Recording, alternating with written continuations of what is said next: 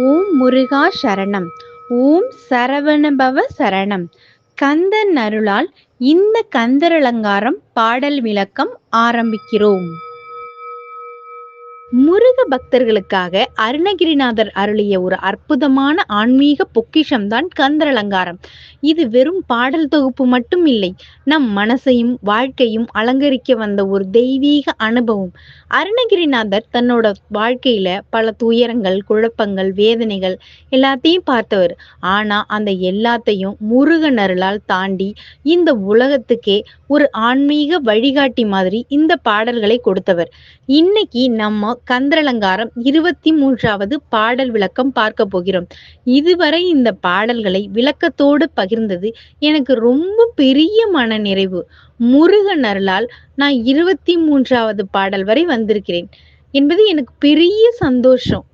இந்த வீடியோவை எந்தவித திணிப்பும் இல்லாம உங்களுக்கு பிடிச்ச மாதிரி மனசை அமைதியா வச்சு கேளுங்கள். இது உங்களுக்கு ஒரு ஆன்மீக அனுபவமா இருக்கட்டும்.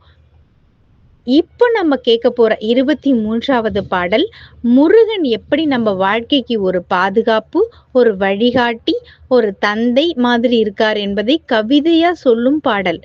இந்த வரிகளை கேட்கும்போது உங்க மனசுக்குள்ள முருகனை நினைச்சுக்கோங்க.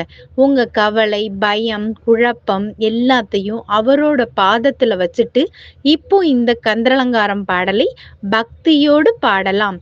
முருகா சரணம். கந்தரலங்காரம் பாடல் எண் 23. தெய்வத் திருமலை செங்கூட்டில் வாழும் செழும் சுடரே, வைவைத்த வேற்படை வானவனே, மறவேன் உனை நான் ஐவருக்கு இடம்பெற கால் 2 ஓட்டி அதில் 2 கை வைத்த வீடு குலையும் முன்னே வந்து காத்தருளே. இந்த பாடலின் அர்த்தம், திருநெல்வேலி செங்கோட்டையில் வாழும் செழுமையான காடுகளால் சூழப்பட்ட அந்த இடத்தில் 5 பகைவர்களையும் வென்று 2 உலகங்களையும் காத்து நிற்கும் முருகன் என் முன் வந்து எனக்கு அருள் செய்ய வேண்டும் என்று பக்தன் வேண்டுகிறான். இந்த கந்தரலங்காரம் பாடல் 23 கதை வடிவில் விளக்கமாக கேட்போம். ஒரு காலத்தில் ஒரு மனிதன் இருந்தான். அவன் வாழ்க்கையில் எதுவுமே சரியா போகல. வேலை, குடும்பம், மனசு எல்லாமே குழப்பமா இருந்துச்சு. அவன் மனசுக்குள்ள ஒரு பயம் இருந்துச்சு. என்னை யாரு காப்பாத்துவா? அப்போ ஒரு நாள் அவன் செங்கோட்டையில் இருக்கும் முருகன் கோவிலுக்கு போனான். அங்கே கந்தரலங்காரம் பாடல் கேட்டான். அந்த பாடல் செங்கோட்டையில் வாழும் முருகன் என்று சொல்லியது. அவன் மனசுக்குள்ள ஒரு நம்பிக்கை வந்துச்சு. இந்த முருகன் 5 பகைவர்களையும் வென்றவன், 2 உலகங்களையும் காப்பாற்றும் சக்தி கொண்டவன். அவன் என்னையும் காப்பாற்றுவான் என்று எண்ணினான். அவன் அந்த நாளிலிருந்து தினமும் முருகனை நினைத்து பிரார்த்தனை செய்ய ஆரம்பித்தான். மனசுக்குள்ள இருந்த பயம் மெதுவா குறைஞ்சிச்சு. அவன் வாழ்க்கையில நல்ல மாற்றங்கள் வர தொடங்கின.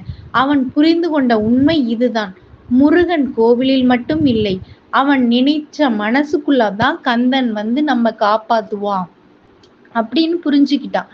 இந்த பாடல் நமக்கு சொல்லும் செய்தி, செங்கோட்டையில் இருக்கும் முருகன் நம்ம மனசுக்குள்ள வந்து நம்ம வாழ்க்கைய அருளால் அலங்கரிக்கிறான்.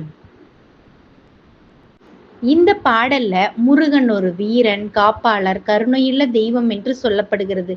5 பகைவர்கள் என்றால் நம்ம மனசுக்குள்ள இருக்கும் கோபம், பொறாமை, ஆசை, பயம், அகந்தை. இந்த 5 பகைவர்களை முருகன் அழித்தால்தான் நம் வாழ்க்கை அமைதியாகும்.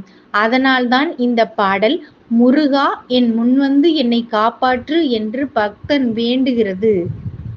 செங்கோட்டையில் வாழும் கந்தன் உங்க மனசுக்குள்ள வந்தா உங்க வாழ்க்கை முழுக்க அருளால அலங்கரிக்கப்படும். நிறைவாக, முருகன் நம்ம மனசுக்குள்ள வந்தா நம்ம வாழ்க்கை முழுக்க காப்பாற்றப்படும். முருகனை வெளியே தேடாதீங்க, உங்க மனசுக்குள்ள தேடுங்க. அங்கேதான் செங்கோட்டை கந்தன் உங்களுக்காக காத்திருக்கிறார்.